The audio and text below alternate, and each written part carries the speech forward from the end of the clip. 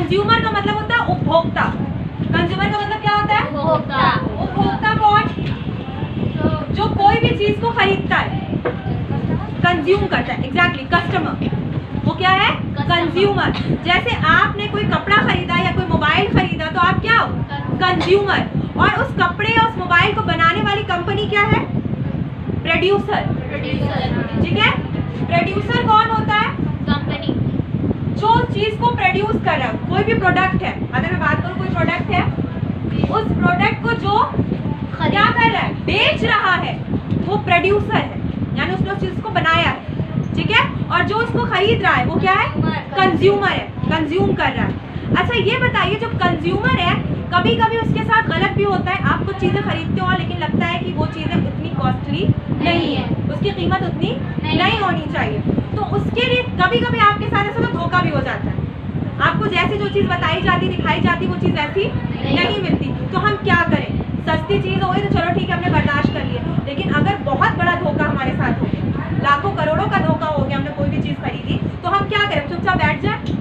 नहीं। तो हमारे लिए कुछ राइट्स बनाए गए, कंज्यूमर राइट्स, ताकि प्रोड्यूसर उसके साथ कुछ गलत ना कर पाए। मैंने जैसे अभी बताया कि कंज्यूमर कौन? जो चीजें खरीद रहा है। प्रोड्यूसर कौन? जो बेच रहा है। अच्छा एक चीज मैं आपको यहाँ पे बताती चलूं कि आप कोई भी चीज खरीदते हो उसमें एमआरपी लिखी होती है, नहीं लिखी होती? लिखी होती है। ज्यादातर चीजों पे एमआरपी लिखी होती है। कभी दिमाग लगाए एमआरपी का फुल फॉर्म क्या होता है? इसका retail price, retail maximum retail price. Market का जो मैक्सिमम रिटेल प्राइस होता है, मैक्सिमम, मिनिमम की मैं बात नहीं करी, मैक्सिमम रिटेल प्राइस, यानी कहते हैं कि एमआरपी से ज्यादा कभी पे नहीं करना चाहिए। अगर एमआरपी 5 रुपए है या 10 रुपए है तो अब 11 रुपए या 6 रुपए नहीं देंगे। क्यों नहीं देंगे? क्योंकि मैक्सिमम रिटेल प्राइस है। ये कौन सा प्राइस है? मैक्सिमम है, मैक्सिमम रिटेल प्राइस है ये, यानी ये सबसे ज्यादा हर चीज से जोड़ के टैक्स, सारे टैक्सेस में इंक्लूड करके ये प्राइस दिया गया है किसी भी चीज का। तो हमें इससे ज्यादा देना ही नहीं है। हमें 6 रुपए है, 6 रुपए पे करना है। अगर उस पर एमआरपी 6 रुपए लिखी है, 10 रुपए लिखी है, 15 रुपए लिखी है, हमें उतना ही प्राइस पे करना है। ये क्या है? Maximum retail price.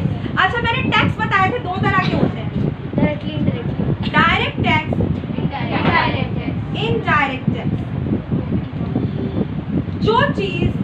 जो टैक्स चीजों पे लगते हैं वो टैक्स इनडायरेक्ट होते हैं। जैसे मैंने कहा, कोई भी चीज या बुक है या आपकी पेंसिल है या आप चिप्स खरीदते हो, बिस्किट खरीदते हो, या आप कोई भी चीज आप खरीदते हो, मोबाइल खरीदते हो, टीवी, फ्रिज, वॉशिंग मशीन, कपड़े, तो इस पे कौन सा टैक्स लगता है?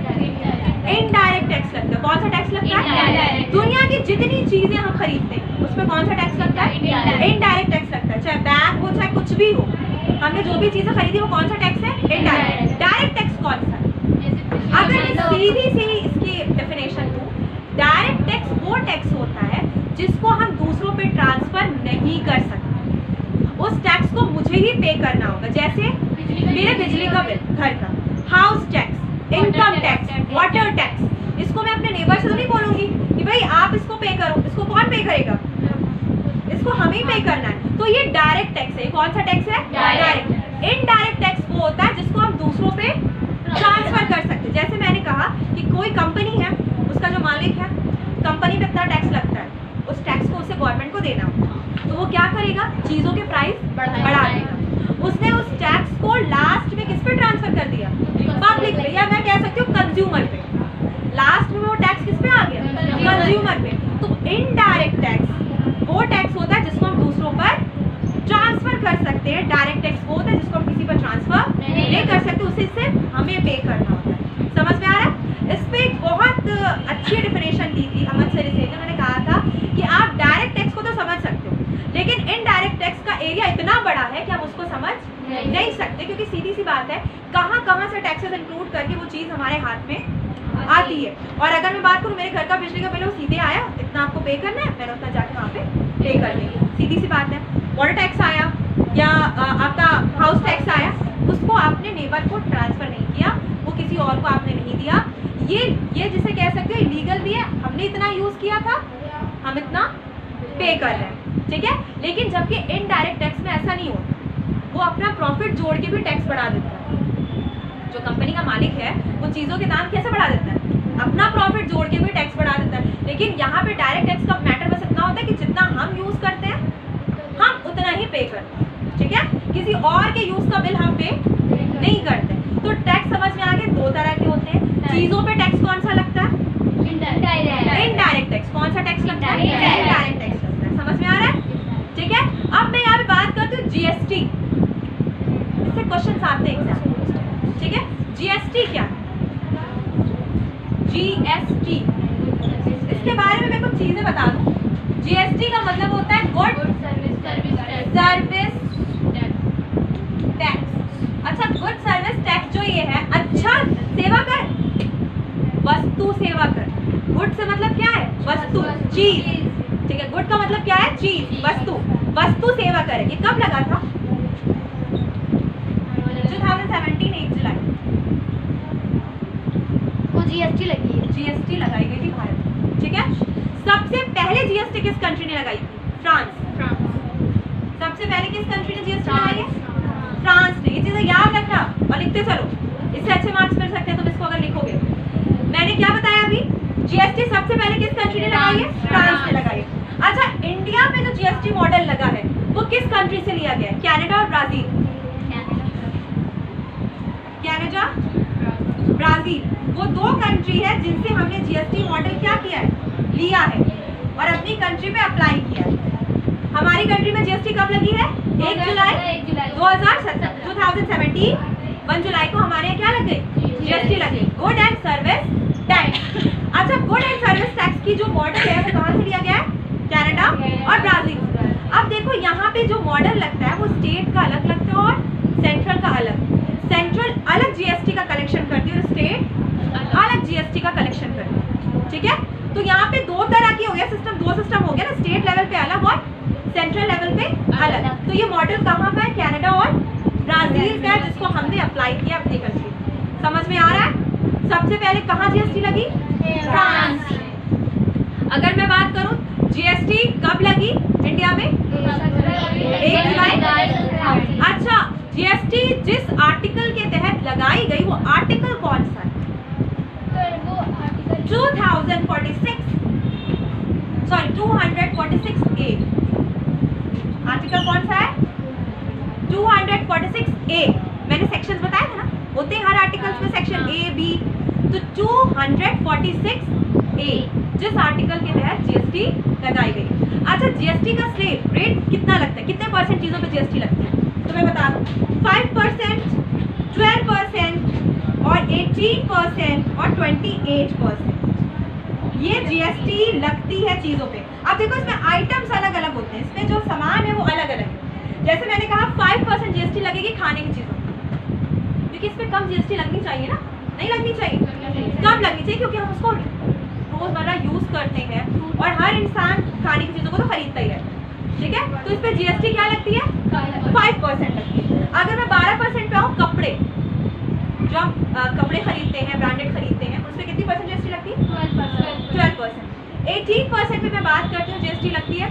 जैसे कि अगर मैं बोलूँ हमने कोई इलेक्ट्रॉनिक चीज़ खरीदी, ठीक है, जैसे टीवी वगैरह खरीदी या फिल्टर खरीदा हमने पानी का, ठीक, तो उस पर कितनी परसेंट जीएसटी लगेगी, 18%। अब मैटर रहता है 28, सबसे हाई जीएसटी किस पे लगती है। अगर मैं बात करूँ जीएसटी लगती है, जैसे हम हवाई यात्रा करते हैं, यानी हम कहीं, हाँ, एरोप्लेन से हम कहीं जाते हैं, तो उस पर कितनी जीएसटी लगेगी, 28%। मैंने कोई ज्वेलरी खरीदी, उस पर जीएसटी कितनी लगेगी, 28%। या अगर मैं बात करूँ कि मैंने कुछ आईफोन वगैरह खरीदा, कुछ एक्सपेंसिव चीज़ जो बाहर से आ रही है, कहाँ से आ रही है, बाहर से आ रही है, उस पर कितनी परसेंट जीएसटी लगेगी, 28। अच्छा, ये रिटेल जो, ये स्लैब जो अलग अलग किया गया है, ये स्लैब क्यों अलग अलग किया गया, क्योंकि देखो हम कोई भी चीज़, लग्जरी चीज़ें कम खरीदते हैं, ठीक, कभी कभी खरीदते हैं, हर रोज़ तो लग्जरी चीज़ हम खरीदते नहीं, ठीक है। और जिसके पास पैसा बहुत ज़्यादा होता है, जो 1 लाख एक आईफोन के लिए पे कर सकता है, वो 5,000 और भी पे कर सकता है, उसके लिए कोई बड़ी चीज़ नहीं है। लेकिन अगर मैं बात करूँ ब्रेड के प्राइसेस बढ़ा दिए जाए अचानक, 10 रुपए की ब्रेड मिलती थी पैकेट की, 15 की हो जाती है, बहुत बड़ी प्रॉब्लम हो जाएगी, क्योंकि ब्रेड हर कोई यूज़ कर रहा है और डेली यूज़ कर रहा है, हर दिन यूज़ कर रहा है। आईफोन तो आप ऐसा नहीं कि रोज़ खरीदोगे, रोज़ खरीदता है, रोज़ आप आईफोन नहीं खरीदते। अगर मैं बात करूँ सपोज आप टीवी फ्रिज नहीं खरीदते तो उस पर जीएसटी कितनी लगती है? 28 या 18% के बीच में लगती है। ठीक है, समझ में आ रहा है? जीएसटी पहली बार फ्रांस कब लगी? 1 जुलाई 2017। अब एक क्वेश्चन आता है कि जनक या फाउंडर या फादर इंडिया में किसे कहते हैं जीएसटी? किसके दिमाग में पहली बार आया था कि जीएसटी इंडिया में लगनी चाहिए? 13 दिन की सरकार किसकी चली? अटल बिहारी वाजपेयी। तो इंडिया में जनक किसे बोला जाता है? अटल बिहारी वाजपेयी। ठीक है, इसको लिख लो। जनक का मतलब है फाउंडर, जैसे फादर। जीएसटी के फादर इंडिया में किसे बोला जाता है? अटल बिहारी वाजपेयी। ठीक है, founder of India. GST founder of India, founder of GST Atal Bihari. जो जीएसटी के फाउंडर इंडिया में, जैसे कह सकते हो जिन्होंने सोचा कि जीएसटी लगनी चाहिए, उसका क्या नाम है? अटल बिहारी वाजपेयी। समझ में आया? लेकिन लगी कब? ये 1 जुलाई 2017 में लगी। उस टाइम पे अप्लाई नहीं की गई। कांग्रेस में भी ये चीजें आई, मनमोहन सिंह ने भी इस चीज को सोचा लेकिन उन्होंने अप्लाई नहीं किया, क्योंकि उनका कहना था कि हमारा देश अभी जीएसटी के लिए तैयार नहीं है, क्योंकि हमारे अभी छोटे व्यापारी बहुत ज्यादा है। आपने देखते हो ना, अभी सब्जी वाले हैं, शॉप, छोटी छोटी ठेलियाँ आजकल लगे, आप देखते हो घर से निकलते हो छोटी छोटी दुकानें लगी रहती हैं, तो इनको जीएसटी में बहुत नुकसान होता है। ठीक है, अच्छा मैं बात करती हूँ, मैं वापस जीएसटी समझ में आ गई। फाइनली जीएसटी क्या है? जीएसटी फ्रांस ने सबसे पहले लगी, लेकिन हमारे यहाँ जो जीएसटी का मॉडल चलता है वो कनाडा और ब्राजील का चलता है, यानी स्टेट पे अलग और सेंट्रल पे अलग कलेक्शन किया जाता है। Good and service tax. GST क्या है? गुड चीजें, जैसे आपने कोई भी चीज खरीदी, अगर मैं बात करूं ये पेंसिल आपने खरीदी, तो इस पे जो टैक्स लगेगा वो कौन सा टैक्स है? गुड टैक्स है। वो कौन सा टैक्स है? Good tax. आप किसी होटल में, किसी रेस्टोरेंट में, ठीक है, वहाँ पे वेटर ने आपको चीजें लाके सजा के टेबल पे दे दी, ठीक, आप अक्सर बोलते हो कि उस रेस्टोरेंट चलेंगे वहाँ की सर्विस बहुत अच्छी है, या उस होटल जाएंगे वहाँ की सर्विस बहुत। सर्विस से क्या मतलब है? सेवा। वहाँ पे क्या है? सेवा।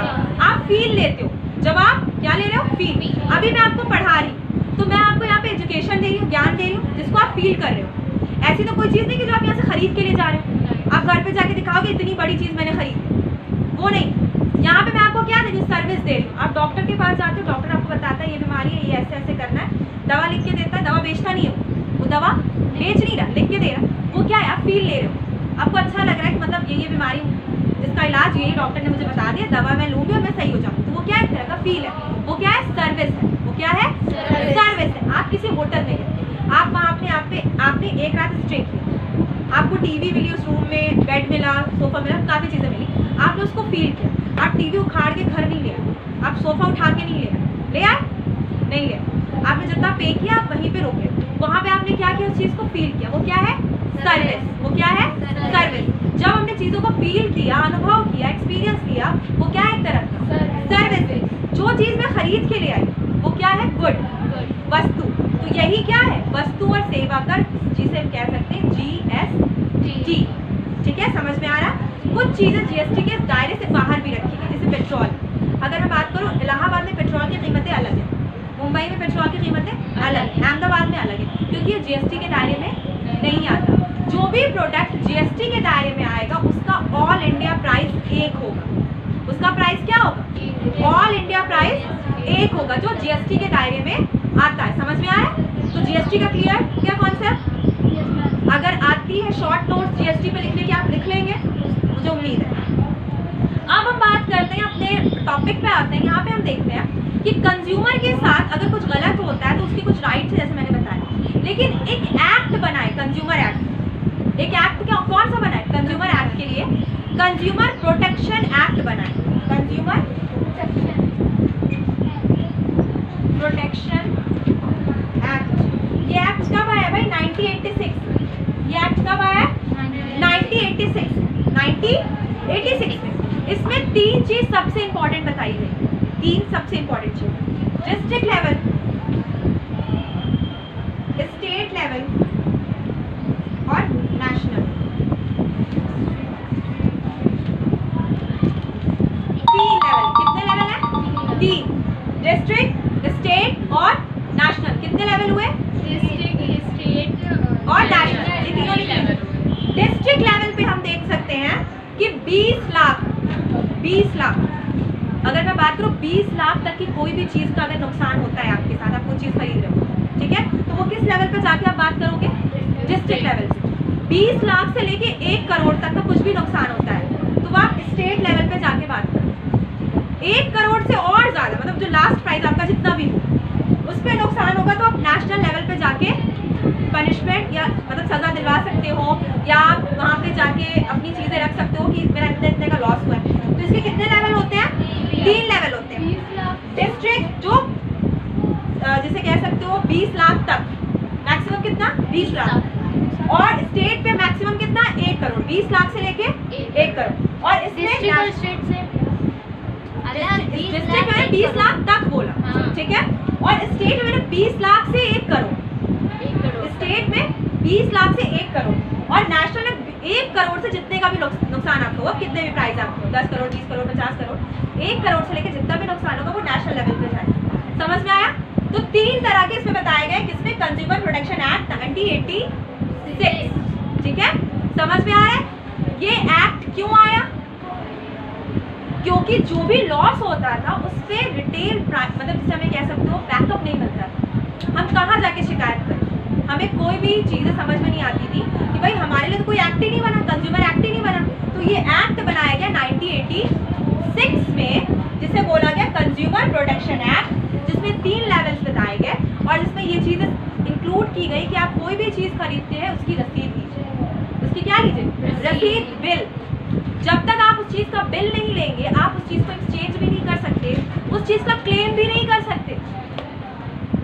अगर आपके पास बिल नहीं होगा तो वो चीज़ चाहे जितनी महंगी एक्सपेंसिव हो, आप उस चीज़ का क्लेम नहीं कर सकते।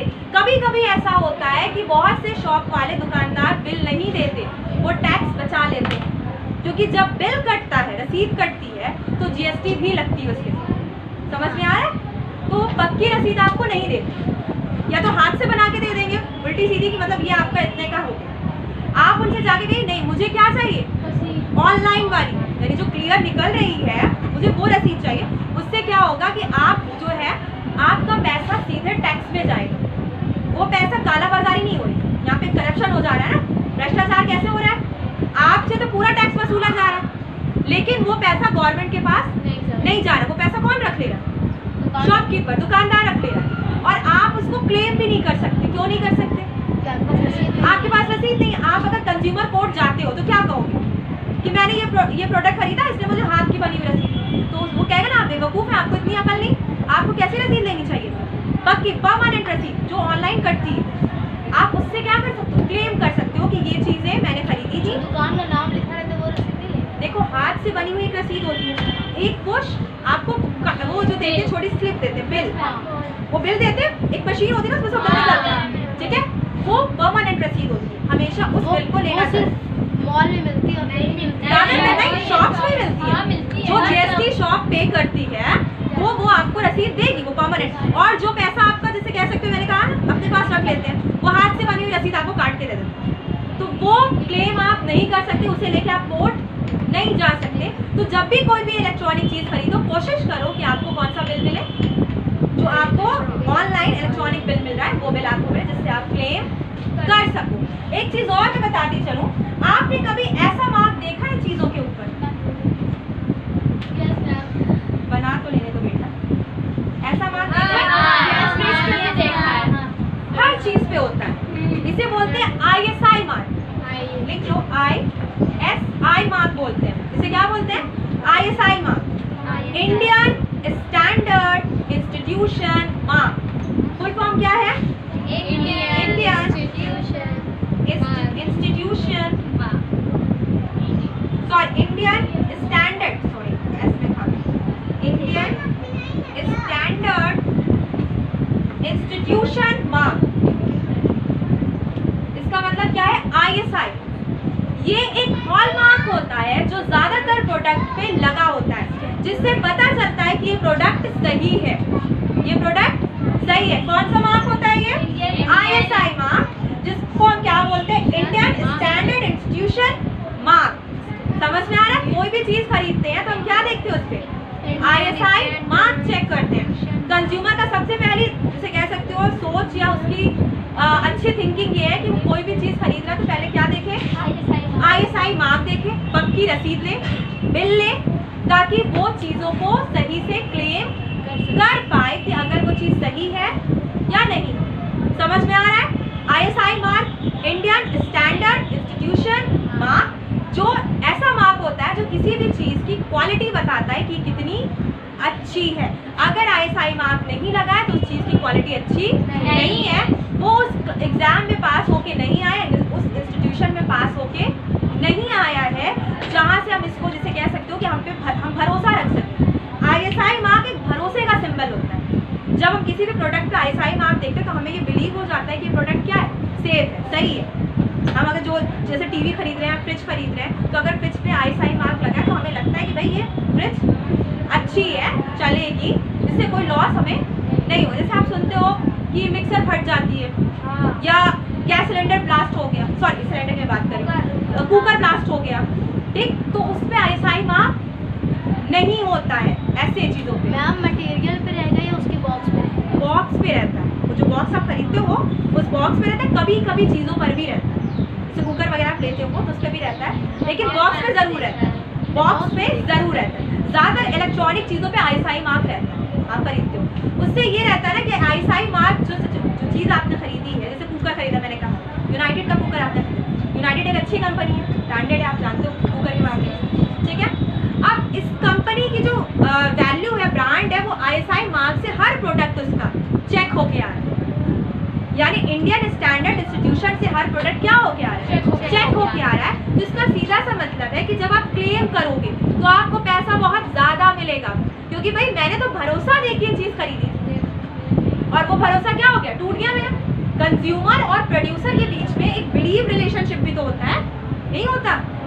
आपका मैं अगर नॉर्मल बोलूँ, आप उस दुकान पे ज़्यादा जाना पसंद करते हो जहाँ आप रेगुलर चीज़ें खरीदते हैं, क्योंकि आपका एक बिलीव बन जाता है कि यहाँ से मैं इसलिए चीज़ें खरीद रही हूँ क्योंकि सही प्राइस लगाते हैं, इनका सामान चलता है, तो आप वहीं पे जाते हो लेने के लिए। तो एक बिलीव सिस्टम हुआ ना, अगर वो बिलीव टूट जाता है तो लॉस होता है, तो वो कंज्यूमर बेचारा कहाँ जाएगा, तो कंज्यूमर कोर्ट जाएगा ना। तो 1986 में तय किया कि भाई इनकी भी कोर्ट होनी चाहिए। तो 3 तरह की डिस्ट्रिक्ट, स्टेट और नेशनल, तो जितने जितने नुकसान आपको हुए हैं, जैसे मैंने कहा कि कुकर, अभी कुकर घर में फटा, तो उस रूम में, उस एंटायर में जितना भी लॉस हुआ, 10 लाख का, 20 लाख का, और भी जो प्रोडक्ट रखे थे वो सब डैमेज हुए। हो सकता है आपको भी, आपकी बॉडी में भी बहुत सी प्रॉब्लम, मतलब हार्म हुआ, आपको नुकसान हुआ, तो वो प्राइस ज़्यादा हुआ ना। वो कुकर तो था 3000 या 4000 का, लेकिन नुकसान कितने का हो गया, 20 लाख, 10 लाख, 30 लाख का, इतना ज़्यादा नुकसान हुआ। तो कहाँ से आपको उसकी रिकवरी होनी चाहिए? भाई मैंने तो बिलीव करके खरीदा, ISI मार्क देख के खरीदा, कंपनी को देख के खरीदा, जितना आपने कहा उतना मैंने पे किया। ये देखिए मेरे पास क्या है, बिल है, रसीद। इसीलिए कहते हैं कि जब तक गारंटी खत्म ना हो या वारंटी खत्म ना हो, बिल को अपने पास संभाल के रखना चाहिए। घर में आपकी बोला जाता है ना कि ये बिल को क्या करना है, संभाल के रखना, जब तक इसकी गारंटी और वारंटी खत्म नहीं हो जाती। तो एक बार रिवीजन कर लेते हैं, ये चैप्टर यहीं पे खत्म होगा। मैंने कहा कंज्यूमर, कंज्यूमर कौन, जो सामान खरीद रहा है, प्रोड्यूसर जो चीजों को बना रहा है। MRP का फुल फॉर्म होता है maximum retail price. Maximum retail price यानी जिसमें सारे टैक्स क्या है, इंक्लूड है, उससे हम ज्यादा प्राइस नहीं देंगे। मैंने कहा MRP के बाद मैंने कहा टैक्स 2 तरह के होते हैं, डायरेक्ट और इनडायरेक्ट। चीजों पे जो टैक्स लगता है वो कौन सा होता है, इनडायरेक्ट। इनडायरेक्ट टैक्स वो जिसको हम दूसरों पे ट्रांसफर नहीं कर सकते, और डायरेक्ट वो जिसको हम दूसरों पे ट्रांसफर नहीं कर सकते। डायरेक्ट भाई हम ही पे करेंगे, कोई और पे तो नहीं करेगा। मैंने बताया कि कोई भी चीज आप खरीदते हो तो क्या देखते हो, ISI मार्क।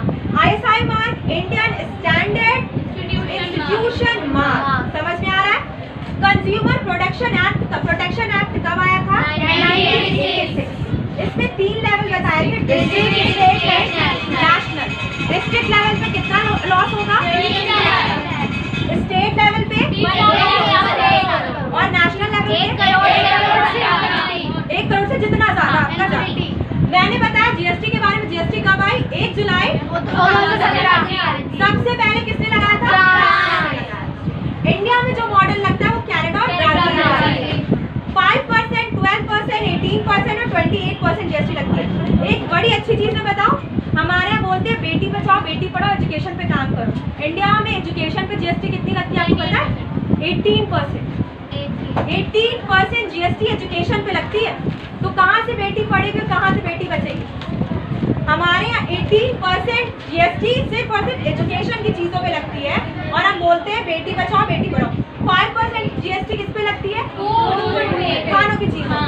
अगर बात करूँ 12% जीएसटी, 18 और 20 इलेक्ट्रॉनिक चीजें मैंने कहा, जैसे एजुकेशन से रिलेटेड। समझ में आ गया? कौन सा आर्टिकल है? 246। 18% एजुकेशन से रिलेटेड हाँ। है ना। 28 पे क्या है? 28 मैंने जैसे बताया कि लग्जरी चीजें खरीद रही हूँ, आईफोन में खरीदो, ज्वेलरी पे। मैं कह रही हूँ हाँ ट्रैवल पे। कौन सा travel? Air travel. Air travel 246 article A किसमें आ रहा है? जीएसटी। समझ में आ गया? कंज्यूमर राइट्स खत्म।